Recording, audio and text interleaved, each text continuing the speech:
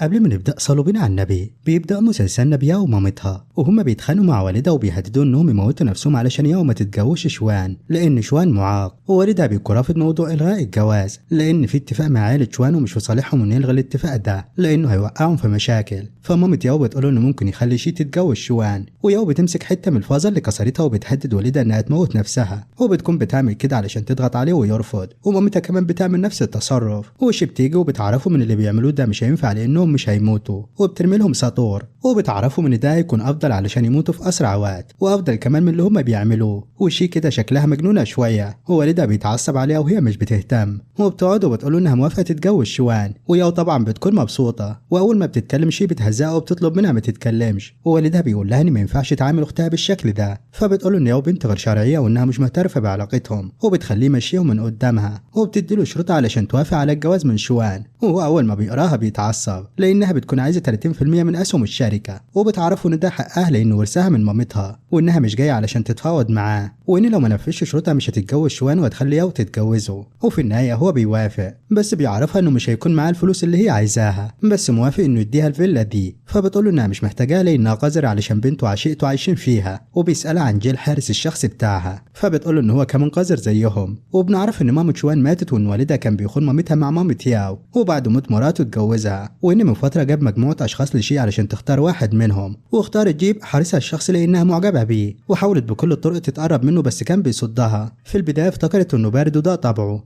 بس اكتشفت انه رجل اعماله من عيله غنيه، وانه اشتغل الحارس بتاعها علشان يحمي ياو اختها لانه بيحبها وشايف ان شي بتعذبها من صغرهم، وان ياو عانت كتير بسبب انها ابنه غير شرعيه. وشي اتصدمت اول ما عرفت الحقيقه، بس بقت تتصرف معاه بشكل طبيعي كانه مجرد حارس مش اكتر، وقررت انها ما تهتمش باي حد تاني طول ما هو مش مهتم بيها، وبتكون خارجه تاني يوم وبيحط ايده قدامها،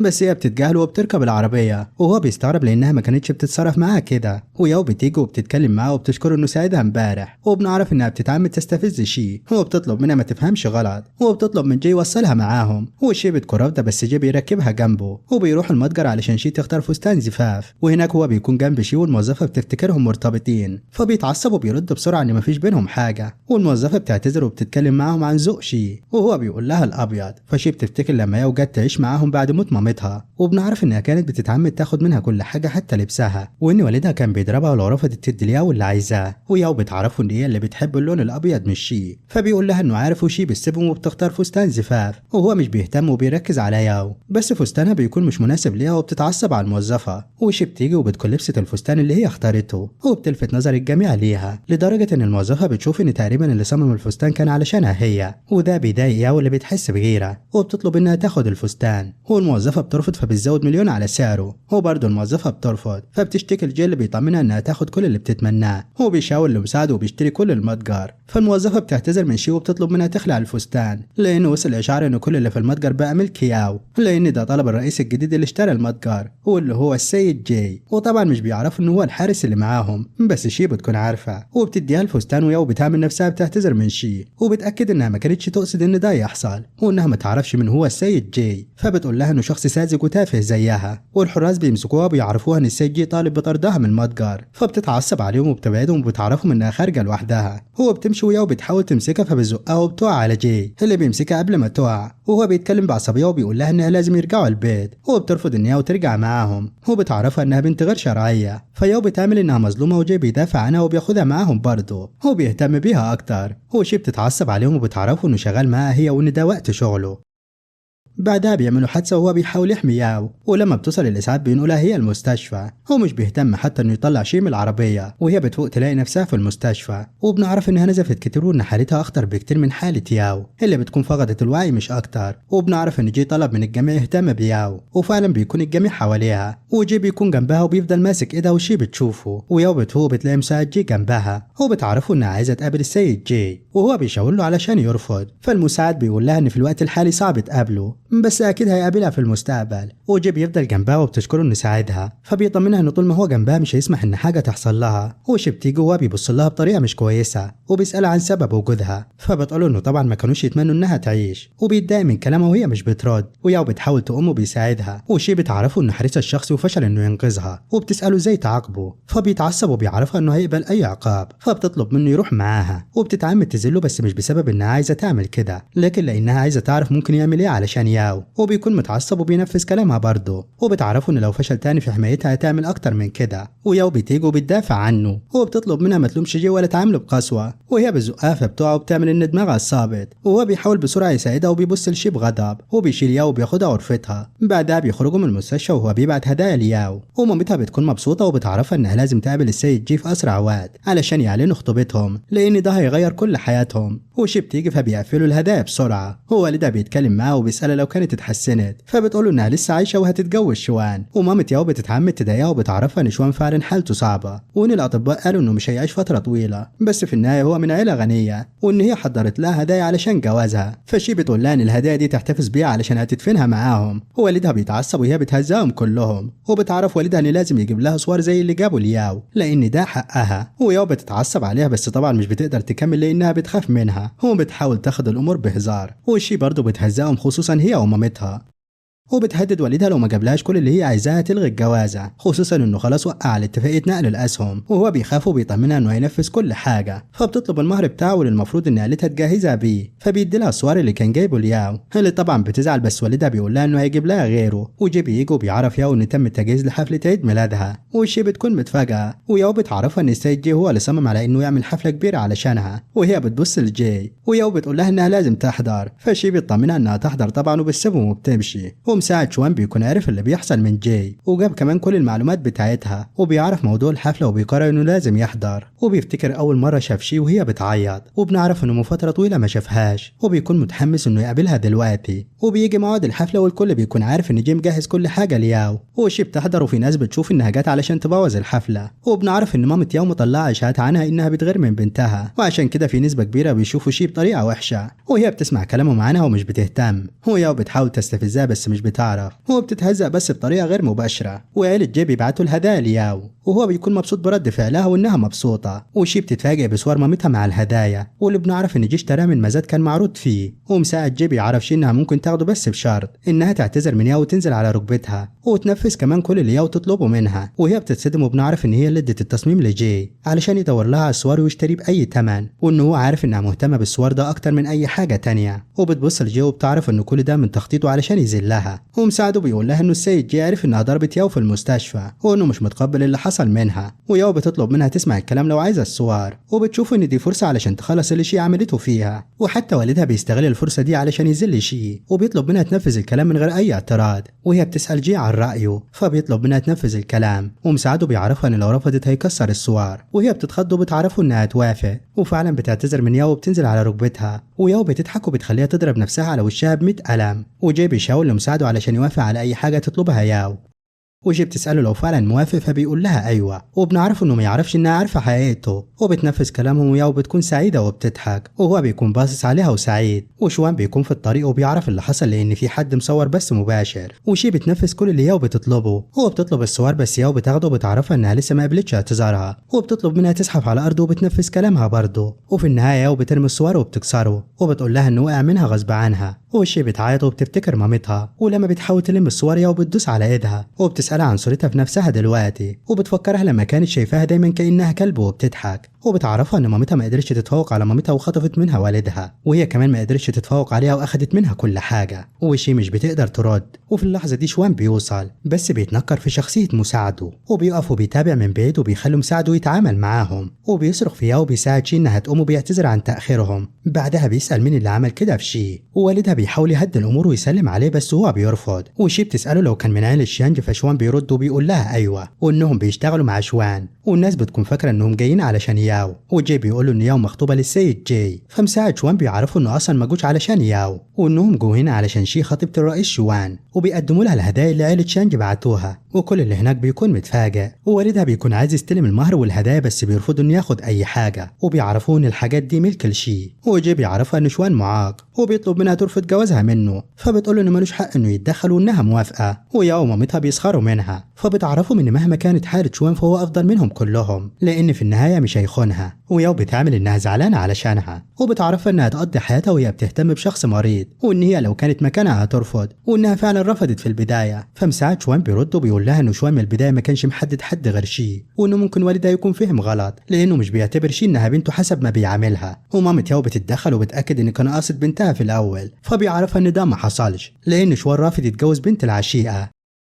وإن عارف إن ياو بنت غير شرعية، وعشان كده الكلام من البداية كان على شي. والناس كلها بتتفاجئ من حقيقة ياو اللي بتحس بإحراج هي ومامتها، وبيتفاجئوا كمان إنه مساعد شوان بيعرفوا من اللي ضرب شي هيتعاقب ب100 ضعف اللي عمله. وياو لما بتسمع كده بتتخض، وشوان بيعرفها إنها لازم تنزل على رجليها وتضرب نفسها لحد ما شي يسيبها، ولما بترفض بيكون هيضربها. بس جاي بيحاول يمنعه، لكن مساعده بيشاوله إنه مش قد عيلة شيانج، فبيحاول يقنع شي إنها تسيبها، لكن شي بتتعصب عليه وبتعرفه إنه كان المفروض يحميها هي، ودلوقتي واقف ضدها ومش بيقدر يتكلم وبتزقه وبتضرب ياو. والحراس بيمسكوا ياو ووالدها ومامتها وجاي، وشي بتنزل فيها ضرب لحد ما الضرب بيظهر على وشها، وبعدها بتطرد جاي من الشغل. ولما بيتفاجئ بتقوله انه كلب مش وافي، وانه ملوش لازمه انها تحتفظ بيه تاني، وبتقبل المهر والهدايا من عيله شيانج، وبتبلغهم انها موافقه على الجواز وان ده خلاص قرار نهائي، وبتمشي. وشوان ومساعده بيخرجوا معاها وهي بتشكرهم انهم ساعدوها، وبيبلغوها انه بكره هيبعتوا لها مجموعه حراس علشان تختار واحد منهم وبيمشوا. وشوان بيلوم مساعده لان كده ممكن ما تختاروش هو، فبيطمنوا انه هيخليها تختاره كحارس. وجي بيجي لشي وبيلومها على اللي عملته في ياو، فبتتعصب عليه وبتعيط وبتسيبه وتمشي. ومساعد جي بيسأله لو متأكد ان ياو هي اللي بيحبها واللي وعدها انه يحميها وهي اطفال، وبنعرف انه غلطان لان اللي وعدها يحميها هي شي، وان هي اللي ادته السلسله اللي لسه محتفظ بيها لحد دلوقتي. وسبب سوء التفاهم اللي حصل لان في البدايه كانت ياو بتضرب شي دايما، وهو كان بيدافع عنها وحاول يحميها من غير حتى ما يعرف اسمها. ولما بدأ يكبر شويه سافر يدرس بره، ولما رجع لقى شي هي اللي بتهزق ياو وتضربها، وعشان كده افتكر انها ياو، وانه كان شايف الاول ان ياو مغروره، بس الوضع اتغير لان شخصيه شي اتغيرت وبقت تاخد حقها من اي شخص، ومش بيصدق ان شي تتخلى عنه. وبيروح لها علشان يكمل شغله، بس هي بتديله الملف بتاعه وبتاكد له انه مطرود، وبتطلب منه يمشي لانها مستنيه تختار الحارس الجديد. وياو بتفرح لما بتعرف انها فعلا طردت جاي، وبتعرفوا انهم مناسبين لبعض لانهم كلاب، وبتطردهم من غرفتها. وياو بتكون خايفه انه يمشي فبيطمنها انه هيحميها. هو تاني يوم بتعمل انها توعى لما بتشوف شي جايه، وهو بيسندها وبيكون هيشيلها، وبتكون بتحاول تستفز شي اللي مش بتهتم وبتهزقهم كالعاده. وشوان بيبعتوا الحراس علشان تختار منهم ياو بتتضايق، وشي بتتفاجئ بمنظر الحراس وبيكونوا كلهم مصابين وكبار في السن. هو بتسأل مساعد شوان لو كانوا بيقدروا يحموا نفسهم، فبيقول لها معلش نسيت وانه كنت هنسى اهم واحد. هو بيطلب منه يدخل، هو طبعا بنعرف انه شوان. هو جاي بيفتكر لما داس على ايده وبيتضايق، وهي بتختار شوان اللي بيأكد لها انه قوي وهيقدر يحميها. وجاي بيقول لها انها سطحيه فبتقول له فعلا هو بتحب الاشخاص الوسيمين. وياو بتهنيها وبتسند دماغ على كتف جاي، وبتعرفوا انه من دلوقتي بقى مسؤول عن حمايتها هي. وبتعرفوا عشبه معينه علشان صوتها لانها شاركوا مسابقه الغنى، وهو بيوافق برغم انه بيعرف ان العشبه دي غاليه جدا، ومش بس كده دي هتعرضه للخطر. ورغم كده برضه بيروح وشي بتقارن معاملته ليها، وبنعرف انه كان بيرفض يساعدها في اي حاجه. وياو بتعرفها انه مستعد يعمل اي حاجه علشان يرضيها هي بس، وهو بيروح وبيتضرب علشان العشبه. وشوان وشي بيكونوا شايفينه وبيرفضوا يساعدوه، وبيصاب اصابات خطيره. وبيروح لياو يديها العشبه وبيفقد الوعي، وبتنقله المستشفى بس مش بتهتم بيه. ولما بيفوق بيعرف انها ما جاتش زارته، ومساعده بيلومه لانه واضح انها مش بتحبه. وبيفكروا باللي شي كانت بتعمله انها كانت بتعرض نفسها للخطر علشان تحميه، بس هو بيعذر ياو وبيشوف انها مشغوله بالتدريب علشان المسابقه، وهي فعلا بتتدرب. وبنعرف ان في تحدي بينها وبين شي في المسابقه دي بالذات. هو جاي بيخرج من المستشفى وبيجي علشان يكون جنبها، وبتعتذر انها ما راحتلوش المستشفى وبتاكد انها كانت مشغوله، فبيطمنها انه مش زعلان وبيشجعها. وشي بتيجي وبتسخر منها، وبتعرفها ان الافضل تنسحب من المسابقه لانها مش هتفوز عليها، وهي بتتهم انها بتغير منها. ومامة ياو بتعرفش ان هي اللي لازم تنسحب، وبتفكرها بالحريق واللي بسبب صوتها اتضرر. ووالدها بيكون عايز شي تنسحب غصب عنها لانها تحرق نفسها وتحرقهم معاها، بس شوان بيعرفهم انها تشارك خلاص. وهي بتتفاجئ انه سجل اسمها، وبنعرف انها كانت لسه ما قررتش تشارك ولا لا. وجي بيقول لها انها لازم تنسحب من المسابقه، بس شوان بيرفض. وبنعرف انه عارف ان صوتها حلو لان اسمها بتغني وهي طفله. وبياخدها غرفتها، وجي بيجي وبيسال شوان عن سبب وجوده، فبيفكر انه هو حارسها الشخصي دلوقتي، وهو بيطلب منها تنسحب وبيتعصب لما بترفض. بعدها بيجي موعد المسابقة وياو بتأدي العرض بتاعها. بعدها بتعرف الجمهور ان اختها هتغني، وبتطلب منهم محدش يهاجمها لان صوتها مش حلو. وبتعمل انها خايفة عليها، بس هي بتتعمد تسخن الجمهور على شي. وفعلا الجمهور بيبدأ يهاجمها من اول ما بتطلع على المسرح، بس هي بتكون هادية وبتسيطر على نفسها. وياو بتفكرها بالحادثة وهي بتتوتر، وبنعرف ان ياو بتتعمد تخرجها عن تركيزها. وفعلا شي بتسرح شوية وبتفتكر الحريق وبتتوتر ومش بتقدر تغني في البداية. والجمهور بيهاجمها وبيطلبوا منها انها تنزل من على المسرح، لكن شوان بيجي وبيبدأ يغني بيشجعها فبتغني معاه والكل بيتفاجئ بصوتها، وكمان الجمهور بيتفاعل معاها وياو بتتصدم هي وعيلتها لأنه صوت شي بيكون أجمل من صوتها بكتير، وشي بتكون مبسوطة بتفاعل شوان معاها وبتقارن تصرفاته بتصرفات جاي اللي كان دايما بيتعمد يجرحها علشان ياو، وحتى لما حاولت تغني هاجمها وهو بيفتكر تصرفاته معاها وبيحس بألم ومش بيعرف السبب، والجمهور اللي كان بيدعم ياو بيرمي اللوحات اللي معاه وبيشجعه شي، وياو بتحس انها خدعتها لانها ما كانتش تعرف ان عندها القدرات دي، وفي النهايه شي هي اللي بتكسب وبتاخد اعلى درجه من لجنه الحكام، وهي بتشكر الجميع وبنعرف ان كان حلمها تكون مغنيه، بس كل حاجه اتدمرت بعد موت مامتها، وشوان بيكون سعيد انه بيشاركها لحظه النجاح وبتستلم الجايزه معاه، وهي بتشكره لانه الوحيد اللي شجعها، وجي بيحس بصدمه وبرضه مش بيعرف السبب. بعدها شي بترجع البيت وياو ومامتها ووالدها بييجوا يتخانقوا معاها علشان سببت احراج لياو، وهي بتعرفهم ان هي اللي عملت كده في نفسها لانها ما بتعرفش تغني، ومامة ياو بتتعصب وبتشاور بصباعها في وشها، فشي بتمسكه وبتكسره وبتحذره من اي حد يتصرف معاها كده تاني، وكلهم بيخافوا منها وبتمشي، وجي بيقف قدامها بس بيتحرك ومش بيقدر يعمل لها حاجه، ولما بيتكلموا عن المسابقه بيعرفوا ان شي أدت بشكل كويس وفازت، فياو بتلومه وبتتهم انه بيدافع عن شي، فبيقول لها انه بيتكلم بالمنطق مش اكتر، وبيحاول يصالحها بس هي مش بتقتنع بكلامه، ووالدها بيعرفها ان تم الاتفاق على خطوبتها من عيله السيد جاي، بس المساعد بتاع جي بيعرفوا ان والده عرف علاقته بياو ومتضايق، وهو مش بيهتم لان حتى لو عيلته كلها اعترضت على جوازهم هو برضه هيتجوزها، ووالده بيكون شايف انه افضل انه يتجوز شي، وبيرفض ياو لان في النهايه ابن غير شرعيه، بس ده مش بيرجع جي عن قراره، هو تاني يوم بيكون مع ياو وهي بتلاقي شي واقفه وبتحاول تضايقها وشي مش بترد عليها، وشوان بيجي وبيعتذر لها عن التاخير وبيفتح المظله في وش ياو اللي بتبعد وبتتضايق اكتر، وبتعرف ان شي هتروح تزور قبر مامتها، فبتقول لها ان مامتها اكيد وحيده، فشي بتهددها انها تبعتها ليها، فياو بتخاف منها وبتجيب ورا، وشي بتمشي مع شوان اللي بيمد ايده قدامها، وفي اللحظه دي جي بيفتكر لما كانت بتطلب منه يعمل كده، وهي بتاخد شوان وبتروح تزور مامتها وبتحكي لها عن حياتها وانها تتجوز شخص معاق وكمان حالته خطيره وان احتمال يموت قريب وبتكون حزينه، وشوان بيتخض وبيكون عايز يعرفها ان هو خطيبها، وشي بتكمل كلامها وبتقول بس في النهايه هو الوحيد اللي سعيدها وعشان كده هتتجوزه، وبتعيط لان محدش دافع عنها من ساعه موت مامتها غير شوان، وهو بيديها منديل علشان تمسح دموعه وبيطمنها انه يحميها دايما، وبتمشي معاه وبتساله لو كان قابل خطيبها فبيقول لها ايوه، وبتساله عن مواصفاته فبيأكد لها انه شخص رائع ووسيم وطويل وقوي، وهي طبعا مش بتقتنع بكلامه لان اللي تعرفه ان حالته صعبه. بعدها بتساله عن عيله شوان وهل هتقدر تتفاهم معاهم ولا هتعاني، فهو بيسرح شويه وبيفتكر تصرفات عيلته معاه وضغطهم عليه علشان يتجوز، وفي النهايه بيعرفها انها تعرف كل حاجه في وقتها، هو بيكون باقي على حفل الزفاف 4 أيام، وهو بيطلب منها اجازه فبتساله لو كان هيتجوز هو كمان، فبيقول لها انه يحضر حفل زفاف مهم، وبيرجعها البيت وبيقول لها تتصل بيه لو احتاجت اي حاجه وبيمشي، وجي بيقابله وبيتعصب عليه وبيساله لو كان مجرد حارس بس، فبيقول انه مستعد يكون كلب لو شي طلبت منه كده، وجي بيتعصب عليه بس هو بيكون هادي ومبتسم وبيحذر جي من انه يضايقها، وهو بيعرفه انه عنده حاجات اهم منه ومنها وبيمشي، ومساعده بيتصل بيه وبيعرفه انه كل اللي طلبه جاهز علشان يعترف لياو، وبيروح لها وبيعزمها على العشاء وبيديها الدعوه بتاعه المطعم علشان تقابله هناك، بس بعد ما بيمشي هي بترميها في الزباله، وبتكون شايفه انه مجرد حارس شخص وهتطرده لما تتجوز لانها طبعا لسه ما تعرفش انه هو السيد جاي. بعدها بيجي موعد حفل الزفاف بتاع شي، ويا ومامتها بيتعمدوا يضايقوها وهي خارجه من البيت ومش بترد، ووالدها بيقول لها ان في حاجات كتير عايزها تعرفها، فبتقول له ملوش لازمه لان من النهارده العلاقه بينهم انتهت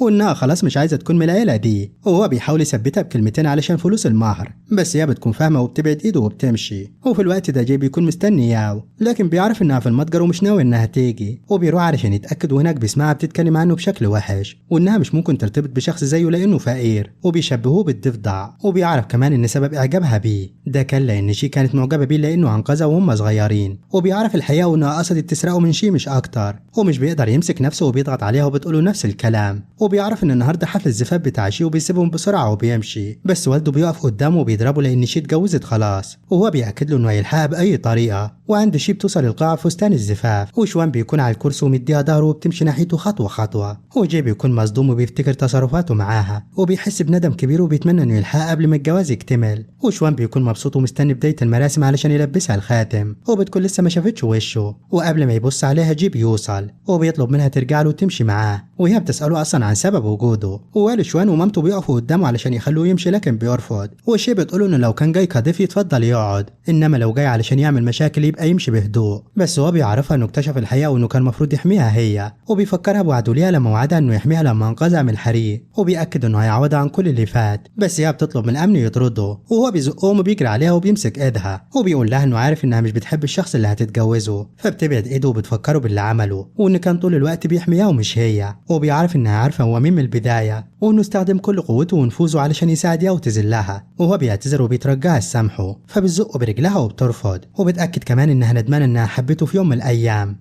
بعدها بتعتذر من الجميع عن الموقف اللي حصل وبتاكد انها موافقه على جوازها من شوان، وهو بيبص ناحيتها وبيرد على جي وبيتفاجئوا بيه، وبيعرف جي انه بيحب شي حتى لو هي مش بتحبه، وبيأكد انه في المستقبل هيخليها تحبه، وبيعتذر لها انه خبى عنها بس هي مش بتكون زعلانه منه، والحراس بيمسكوا جي علشان يخرجوه بره،